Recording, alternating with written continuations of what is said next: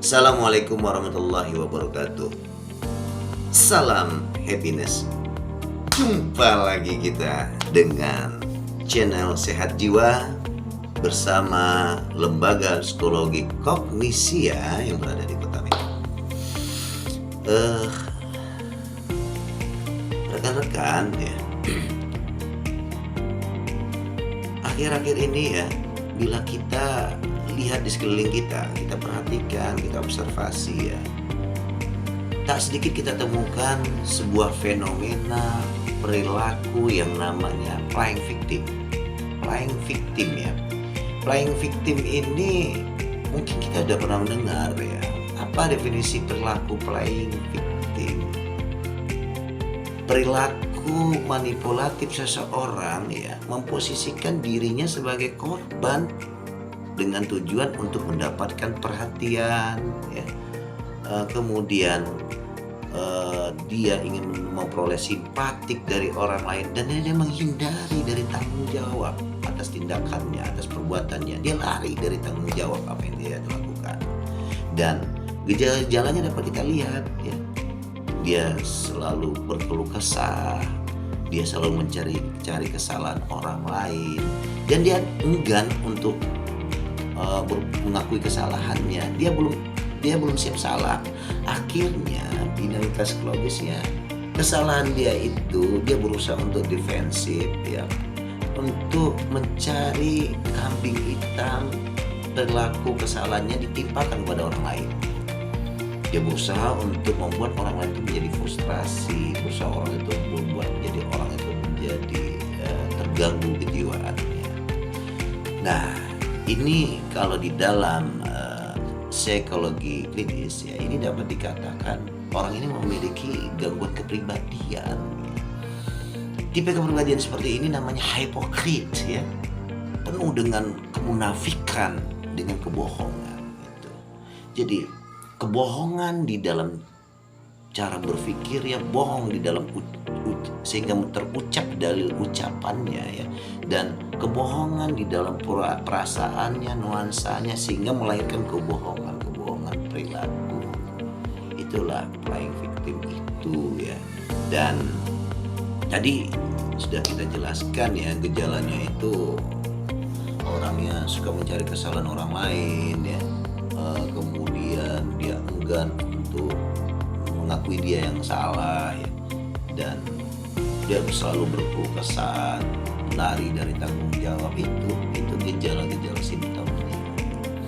Dan hal-hal seperti inilah yang menyebabkan ya fitnah di mana-mana.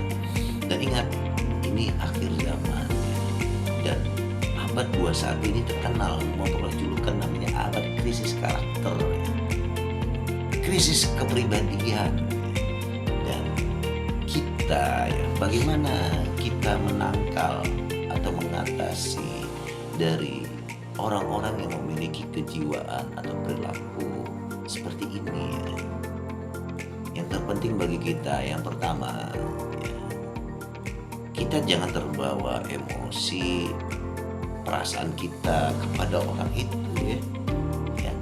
Kita fokus saja pada diri kita ya. Dan memang ya, akhirnya orang menjadi baperan ya. Kenapa orang itu bisa baperan ya, kebawa perasaan? Karena gagal paham ya. Gagal dia dalam fokus berpikir. Gagal paham itu adalah sumber baperan. Akhirnya kita termakan dengan ucapan orang. Nah, itu yang menyebabkan jiwa kita itu terganggu. Kita sesungguhnya bukan pelaku playing victim, kita pula yang terganggu jiwa kita. Ingat, kata siapa? Gangguan jiwa itu tidak menular. Kita ikuti cara berpikirnya, kita terbawa perasaan, kita hanyut dalam perasaannya, hanyut dalam fitnahannya. Akhirnya jiwa kita terganggu. Nah, minimal kita menjadi cemas. Ingat, dahulu saya pernah mengatakan, awal mula munculnya penyakit fisik secara medis itu disebabkan oleh gangguan jiwa. Dan awal mula munculnya gangguan kejiwaan itu disebabkan karena adanya gangguan kecemasan. So what gitu loh, apa yang harus kita lakukan kalau kita udah tahu seperti itu ya. Ya, caranya adalah kita harus menjaga cara berpikir kita yang sehat. Kita menjaga nuansa-nuansa mood, nuansa perasaan kita, emosional kita yang sehat. Jadi sehat mental, sehat jiwa kita, sejahtera, maka akan sejahtera psikologis kita. Saya rasa begitu ya. Jadi kita sejahtera bukan secara sehat secara fisik, bukan saja sehat secara finansial, dan juga secara psikologis atau psikis kita. Saya rasa begitu. Terima kasih.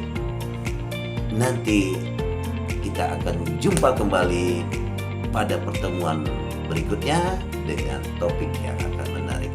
Terima kasih. Wassalamualaikum warahmatullahi wabarakatuh. Salam happiness.